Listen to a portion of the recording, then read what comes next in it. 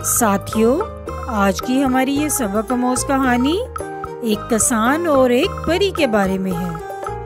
कहानी शुरू करने से पहले आप सबसे गुजारिश है कि मेरे चैनल को सब्सक्राइब कर दें और नोटिफिकेशन के लिए बेल आइकन के बटन को भी प्रेस कर दें। उम्मीद है कि आपने मेरे चैनल को सब्सक्राइब कर दिया होगा। और तो चलो फिर कहानी शुरू करते हैं। एक दफा का जिक्र है कि किसी गांव में एक किसान रहता था। वो बहुत मेहरबान था। एक दिन वो अपने खेतों में काम करने जा रहा था। खेतों के रास्ते में एक कुआं पड़ता था। वो बहुत पुराना कुआं था। एक दिन उसने कुएं से किसी की आवाज सुनी। कोई मदद के लिए पुकार रहा था। ये आवाज किसी औरत की थी। ये कुआं एक जादूगर के कब्जे में था। किसान ने सोचा कि शायद जादूगर औरत का रूप बदलकर मुझे फंसाने की कोशिश कर रहा है। ये आवाज मुसलसल 3 दिन तक आती रही। तो किसान ने एक दिन कुएं में झांक कर देखा तो ये एक खूबसूरत परी थी जो जंजीरों में जकड़ी हुई थी।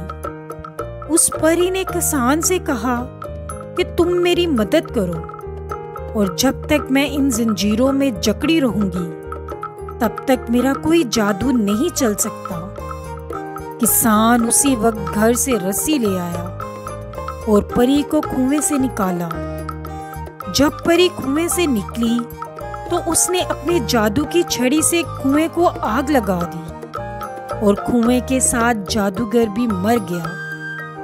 परी ने किसान का शुक्रिया अदा किया और कहा कि जब कभी मेरी मदद की जरूरत पड़े तो मुझे बुला लेना। परी ने किसान को एक अंगूठी दी और कहा जब तुम मुझे बुलाना चाहो तो ये अंगूठी अपने हाथ में पहन लेना, मैं फौरन वहां आ जाऊंगी। उसके बाद परी वहां से चली गई और किसान अपने घर चला गया।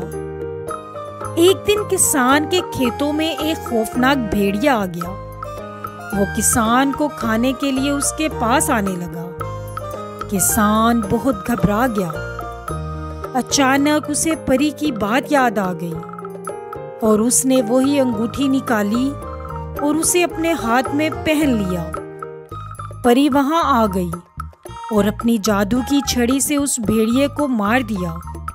इस तरह किसान की जान बच गई। किसान ने परी का शुक्रिया अदा किया। परी वहां से चली गई। प्यारे बच्चों, हमें भी इसी तरह हर किसी की बहादुरी और दिलेरी के साथ मदद करनी चाहिए। उम्मीद है कि आपको मेरी कहानी जरूर पसंद आई होगी।